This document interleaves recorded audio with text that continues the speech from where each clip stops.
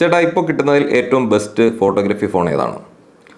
ഈ ചോദ്യം വേറെ പല രീതികളിലായിട്ടാണ് പലരും എനിക്കിപ്പോൾ DM ചെയ്തുകൊണ്ടിരിക്കുന്നത്. ഞാൻ ഉപയോഗിച്ചതിൽ എൻ്റെ അഭിപ്രായം ഞാൻ പറയുകയാണെന്നുണ്ടെങ്കിൽ നിലവിൽ ഇറങ്ങിയിട്ടുള്ളതിൽ ഏറ്റവും കിടിലം ഫോട്ടോഗ്രാഫി ഫോണായിട്ട് നമുക്ക് ഇവിടെ അവൈലബിൾ ആയിട്ട് കിട്ടുന്നതിൽ ഏറ്റവും ബെസ്റ്റ് എന്ന് പറയുന്നത് X300 സീരീസ് ആണ്. ഒപ്പോ Find X9 സീരീസ് ഇറങ്ങിയിട്ടുണ്ട്. അത് മോശമാണെന്നല്ല പറയുന്നത്, പക്ഷേ എൻ്റെ പേഴ്സണൽ അഭിപ്രായത്തിൽ ഞാൻ യൂസ് ചെയ്തതിൽ ബെറ്റർ ഔട്ട് കിട്ടിയത് എനിക്ക് X300 സീരീസിൽ നിന്നാണ്. അതിൽ X300 നല്ലതാണ്, X300 Proയും നല്ലതാണ്. നിങ്ങളുടെ പൈസ പോലെ നിങ്ങൾക്ക് ഏതാണെന്ന് വെച്ചാൽ എടുക്കാം. പിന്നെ കുറച്ച് പേര് ചോദിക്കുന്നുണ്ട്, ഐഫോൺ എടുക്കണോ അല്ലെങ്കിൽ X300 സീരീസോ അതുപോലെ മറ്റെന്തെങ്കിലും Find X9 സീരീസ് പോലെ ഫോൺ എടുക്കണോ?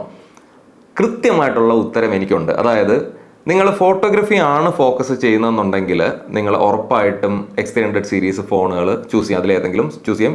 Find X9 സീരീസ് ഇഷ്ടമുള്ളവർക്ക് അത് വേണമെങ്കിലും എടുക്കാം. പക്ഷേ നിങ്ങൾ ഒരു കോണ്ടന്റ് ക്രിയേറ്റർ ആണ് അല്ലെങ്കിൽ നിങ്ങൾ വീഡിയോ കൂടുതൽ എടുക്കുന്ന ആൾക്കാരാണ് എങ്കിൽ വേറെ ഒരു ഓപ്ഷനും ഇല്ല, ഐഫോൺ തന്നെയാണ് ഏറ്റവും ബെസ്റ്റ് ഓപ്ഷൻ. ടിൽ നൗ ഐഫോണിന്റെ വീഡിയോ ബ്രേക്ക് ചെയ്യാനായിട്ട് വേറൊരു സ്മാർട്ട് ഫോണിന് പറ്റിയിട്ടില്ല. അതെങ്ങനെ സംഭവിക്കുന്നു എന്ന് ചോദിച്ചാൽ എൻ്റെ ഒരു അണ്ടർസ്റ്റാൻഡിങ്ങിൽ അവരുടെ റിയൽ ടൈം ഒപ്റ്റിമൈസേഷൻ്റെ ഒരു മികവ് തന്നെയാണ്. കാര്യം വെച്ചാൽ സോണി പോലുള്ള കമ്പനികൾ സെൻസേഴ്സ് ചെയ്ത് കൊടുക്കുന്നുണ്ടെങ്കിൽ കംപ്ലീറ്റ്ലി ആപ്പിളിന്റെ കൺട്രോളിലാണ് ആ സെൻസേഴ്സ് എല്ലാം ബിൽഡ് ചെയ്യുന്നത്. പിന്നെ അവരുടെ ഹാർഡ്വെയർ, അവരുടെ സോഫ്റ്റ്വെയർ ഒപ്റ്റിമൈസേഷൻ ഇതെല്ലാം കൂടെ വരുമ്പോഴത്തേക്ക് റിയൽ ടൈം പ്രോസസ്സിംഗിൽ ആപ്പിൾ ഒരു പുലിയാണ്. അതുകൊണ്ടാണ് അവരുടെ വീഡിയോ കിടിലും ഔട്ടായിട്ട് കിട്ടുന്നത്. പക്ഷേ ഫോട്ടോഗ്രാഫി ആണ് നോക്കുന്നുണ്ടെങ്കിൽ ഫോട്ടോ എടുത്തു കഴിഞ്ഞിട്ട് X300 ഒക്കെ ആണെന്നുണ്ടെങ്കിൽ ഒരു പ്രോസസ്സിംഗ് ഉണ്ട്. അതിന് വേണ്ടിയിട്ട് ഡെഡിക്കേറ്റഡ് ചിപ്പ് പോലും ഉണ്ട് X300 പോസ്റ്റ് പ്രോസസ്സിങ്ങിന് വേണ്ടിയിട്ട്.